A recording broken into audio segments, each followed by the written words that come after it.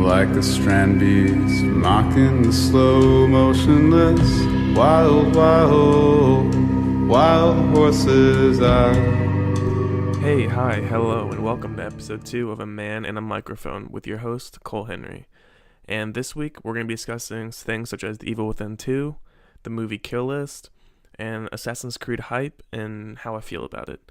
But before we get into the real meat and potatoes of the show, I really want to get into some just kind of intro stuff, like the show itself, which is A Man and a Microphone, and we're on episode 2, not counting episode 0.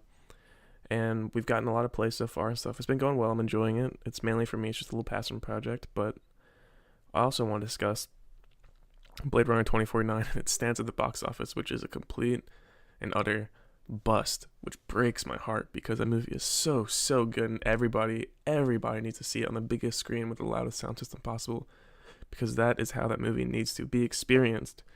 So far, domestically, it's only grossed $81.9 million, which is like a dip in the water of its budget. And its opening weekend, it was roughly $32.8 million according to Box Office Mojo, but you could give or take that to some amount, which is just hurts.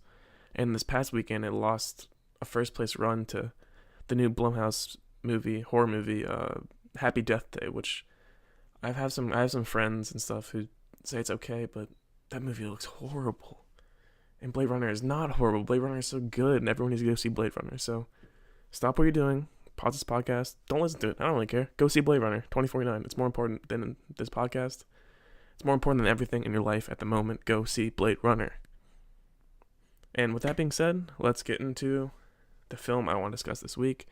It's still October, it's the Halloween season, and we are going to be talking about Kill List, the Ben Wheatley film from 2011. And I didn't know about Ben Wheatley until this movie came out, and he is now one of my favorite genre directors, because Free Fire is awesome. And that wasn't his next movie after Kill List. He had he did some other stuff. He did A Field in England, which is a very subversive, cerebral, sort of black and white, trippy horror film with some very, very haunting imagery. And he did High Rise, which is another subversive, trippy, more of a thriller with big themes and has a lot of things to say, but doesn't say it as well as it can. It's paced kind of poorly. It's not the best film, but it's adapted from a book.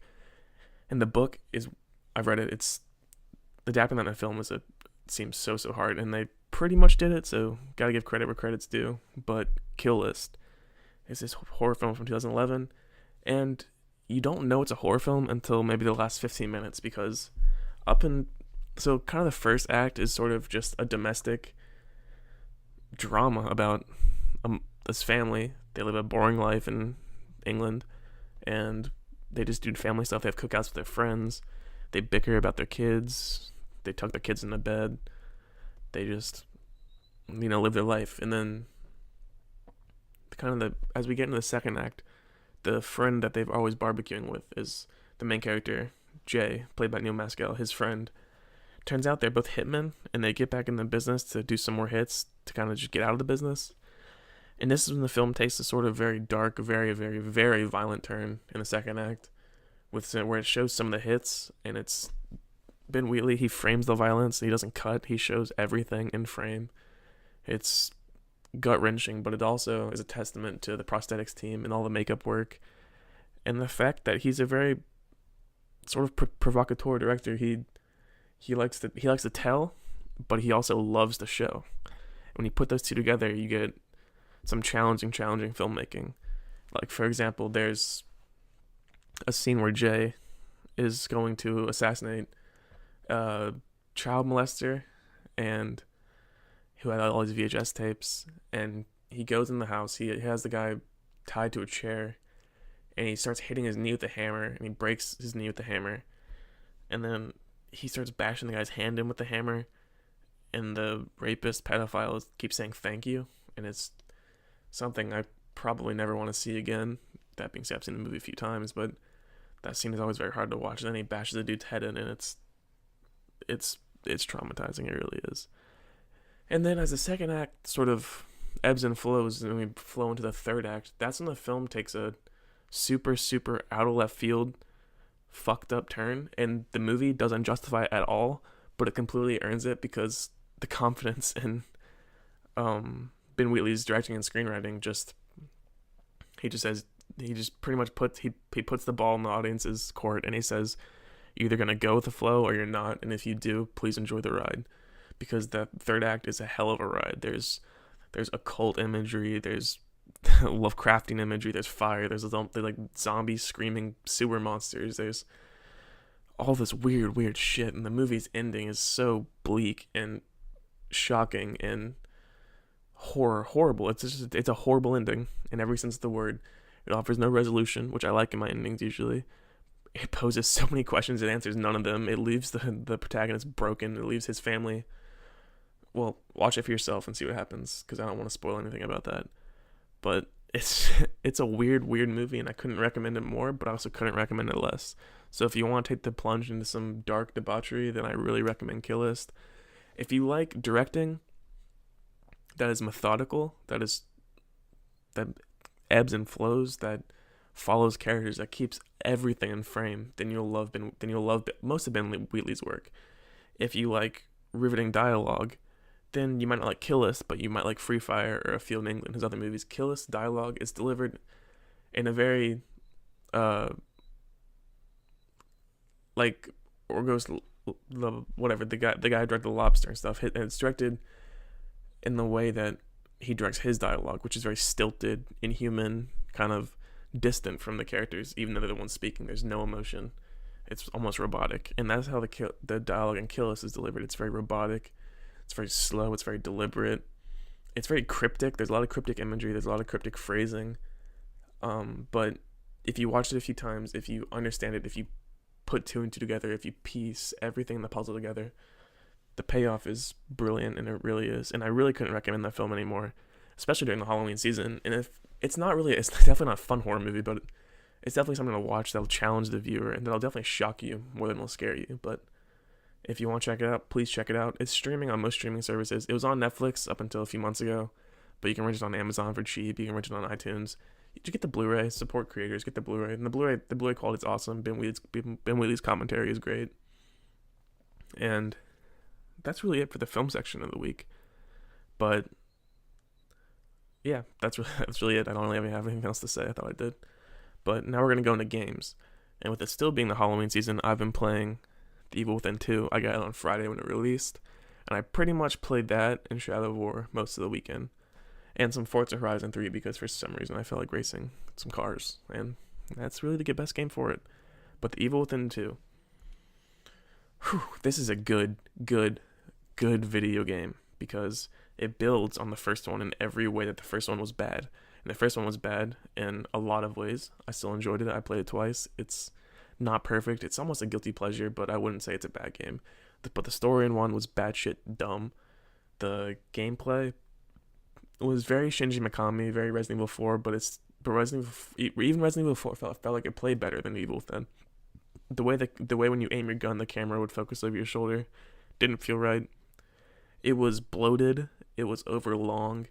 It was needlessly hard. Its boss battles were really bad, almost Deus Ex Human Revolution bad.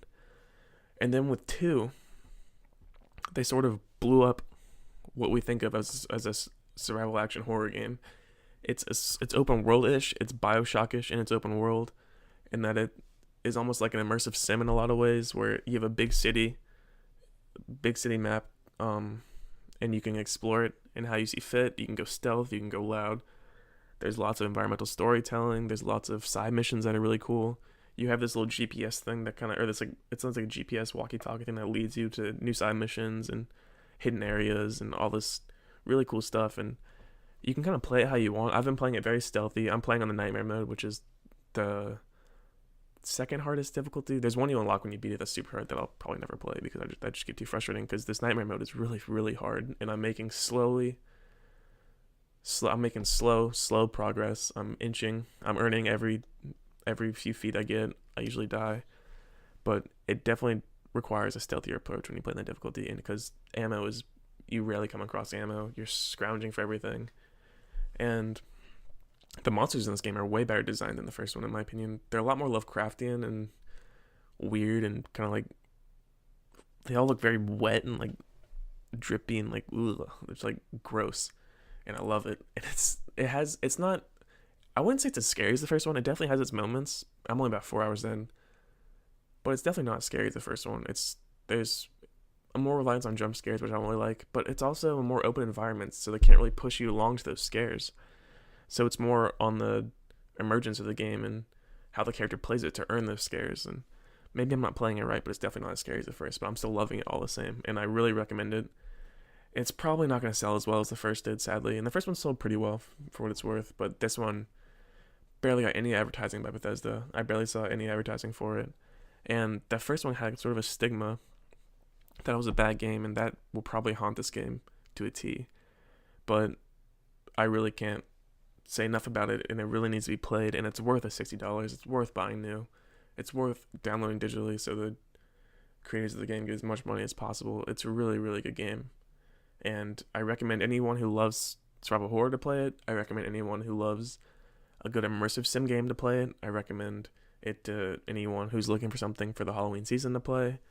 And I recommend it to anyone who actually likes a good heartfelt story, because the story in this one is way better than the first. You actually feel for Sebastian's character. He has a more human arc. He has a backstory that allows us to relate to him more. The opening of the game really sets him up as a broken, beat up character who has had some really fucked up shit happen to him. And he earns the players' respect. He earns their devotion into his emotion. And the side characters, there's some cool ones, there's some bad ones. And the story, while hit or miss, is definitely better than the first. And the boss battles, the few that I've encountered, are better. They're not good by any means, in my opinion, personally, but they're good. And as far as boss battles go in survival horror games, I haven't encountered many that I've enjoyed in Shinji Mikami's games. He created Resident Evil, and Resident Evil 4 is probably the last game of his that had a good boss battle, in my opinion, and that was the first Chainsaw Man you meet in that first little Spanish village, because that was shocking, and you had never seen anything like that before in a game. And when that chainsaw dude killed Leon and cut his head off, it really kind of was like hit the player like, whoa, this game is gonna kick my ass and it's serious. And this game has characters like that, but it just doesn't feel as fresh, which is not necessarily the game's fault, because the survival horror genre is so worn. Everything's been done. But also everything hasn't been done, in a sense, because this game shows lots of new things in that genre, like the open world aspect. The item management aspect is different in this game than a lot of other survival horror games. There's a lot more reliance on crafting, which the first one had. And The Last of Us has it, but I don't see The Last of Us as a survival horror game. That's more of a narrative-driven story game. And speaking of The Last of Us, this is a really bad transition, but what's happened in the past few weeks with everyone coming forward about sexual assault allegations and the Me Too movement, which is amazing. I empower all these women. I believe all of them. What they're doing is brave. It's hard, and they're gonna get so much flack for it from ignorant, mean people.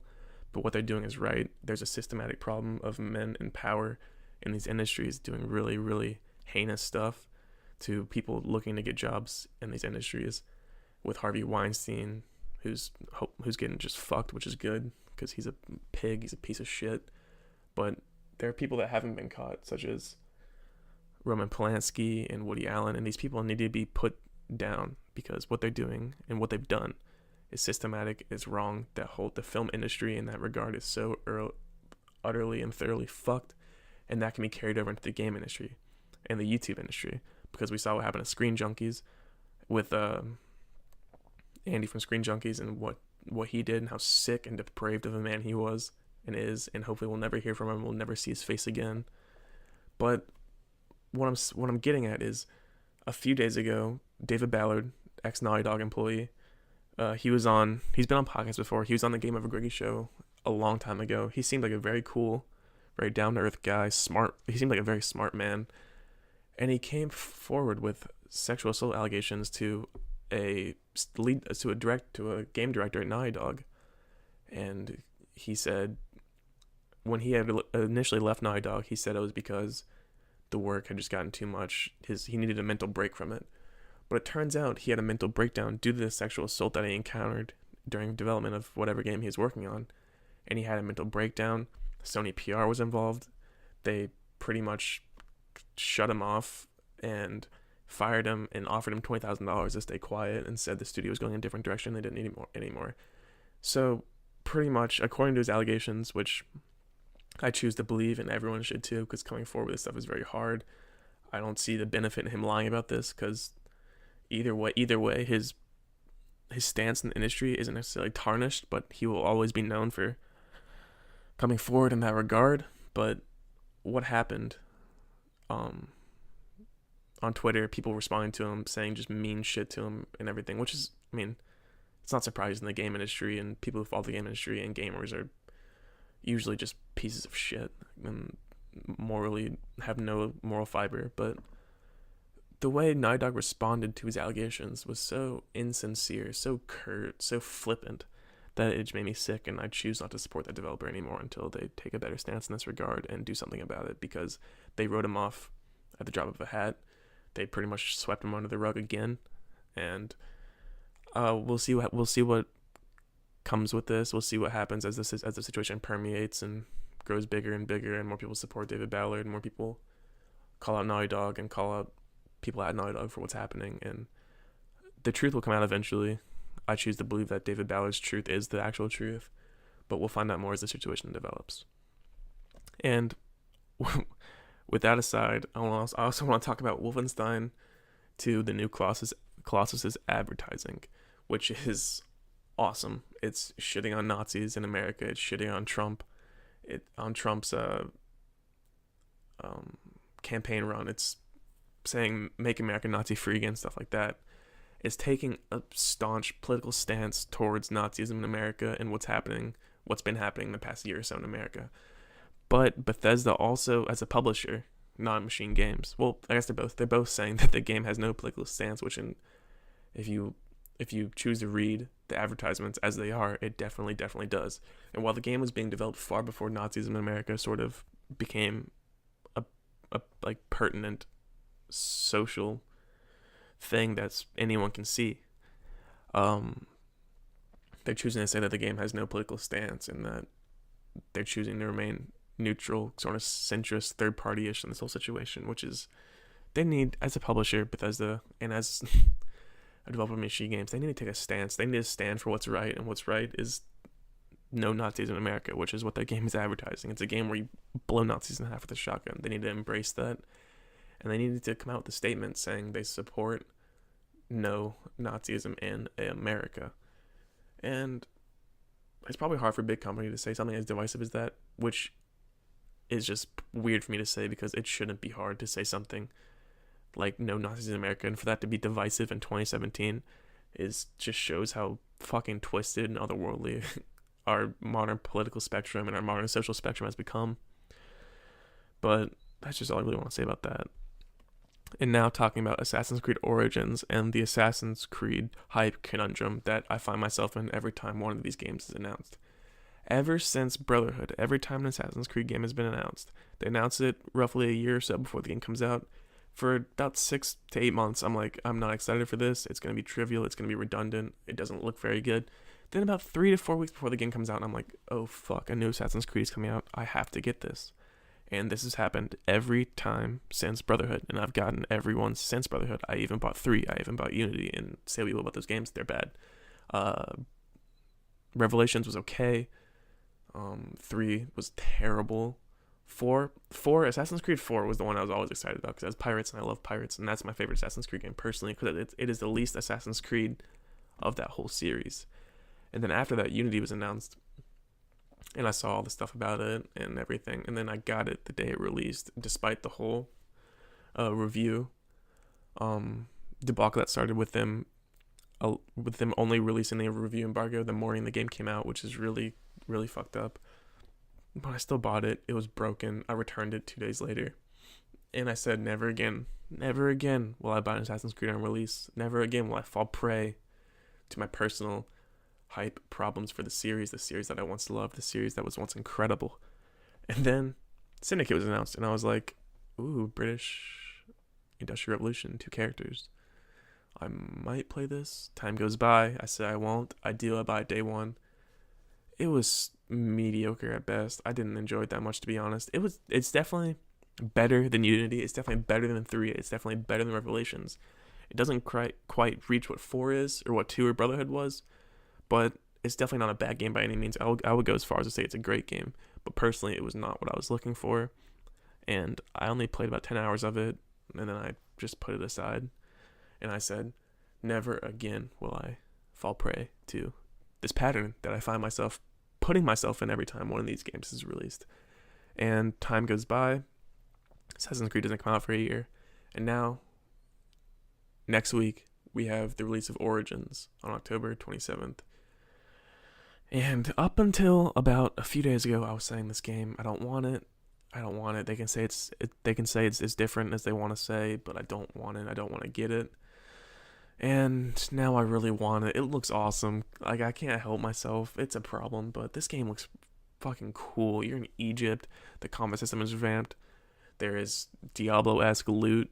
There with loot leveling, like there's legendaries and rares and golden items and stuff. And while that's sort of praise on loot box systems and etc., you know what? I'm a sucker for loot, and I like me some loot ranking systems. And I love gear, and I love putting gear in slots. It's just cathartic. It feels good to see It feels good to see little numbers, little stat numbers raise ever so incrementally over time until my character is an unwieldy badass. And it seems like this game is going to deliver, and it's gorgeous. They're adding a mode after release where you can just walk around Egypt. It's a learning mode. There's no combat. You can walk around Egypt and just learn about the history of ancient Egypt and the cities and etc. And they've been developing this game since I think 4 is when they finished 4. They started this one, so it's been in development for 3 or 4 years, and it looks really, really good. The story, Assassin's Creed, if you take off your rose-tinted glasses of nostalgia and you look at 2 and you look at the series as a whole, Assassin's Creed has never told a good story ever in present day or in the times where the games take place. Every story in those games is dumb as hell, and this game looks no different. But I just want to play it. I really do. So we'll see if I get it when it comes out. I'm probably gonna wait because there's a lot coming out October 27th. There's Mario, there's Wolfenstein, there's Stranger Things Season 2. That's gonna be a busy weekend on top of life stuff and work stuff. So that's gonna be a hard balance of my time during that period. So as November rolls around, as the Christmas season rolls around, as Black Friday comes into view, I'll probably end up picking up Assassin's Creed Origins, and I'll have more to say about it then. But maybe I'll have someone on sooner who has more to say about it. If you guys are interested to know anything, just let me know. Tweet at AAM podcast, all caps, and ask if you want to know more about Assassin's Creed Origins, if it's something you want to hear more about, if it's a topic that you want me and someone else to discuss more. Then I'll get the game sooner and I'll play it and I'll have more to say about it. But for now, that's all I really want to say about it. And back on the whole tweeting at AAM podcast, all caps, you can tweet me questions and I'll answer them on air. And you can also tweet my personal Twitter, which is ColeHenry19. Simple, it's easy. Just tweet at me any questions you guys want to hear answered on air. They can be about games, they can be about movies, they can be about life, they can be meaningless, they can be dumb. Just tweet me any questions you want to hear answered, and I'll do my best to answer them on air. And if you've listened to episodes before now, if you listen to the start of this episode, then you know each episode starts with music, and each episode ends with music. And that starting music and that ending music is the same song, and I do it every week. And every week it's a different song, because I want to. I love music and I want to share music. So every week I'm gonna put a different song that I love in the intro and outro of the show. And this week we have Wild Wild Horses by A Savage. It is Andrew Savage of Parquet Courts and Super Cool Kids fame, and it's his solo album that he has just released under Dull Tools. I think it's his personal label, and I have the vinyl coming in soon. But it is it sounds like one of those dusty old country albums you find in like the $2 to $3 bin section on the second floor of some dusty old record store, and it's an incredible record. And what I just said is by no means a slight at the quality of the record, because it's amazing. Andrew Savage. He's cemented himself as one of the best songwriters of our generation. He's up there with Kevin Morby in his lyricism. He's up there with Alex Cameron in his lyricism. He's up there with the lead singer of Ice Age in his lyricism. It's brilliant. It really is. It's a great album. So enjoy it. Give it a listen. I by no means have any copyright claim or own any rights or anything to this music that I ever used. So, that's just a sort of a disclaimer. But buy his music. Buy all music. Support music. Just do what you love. And thanks for listening. And I'll be back next week with I'll be back on Friday with more things to say about games and movies and everything in between. So just keep on keeping on. Is it wrong that all I think about is you these days? Did they drag me off or did I gladly run?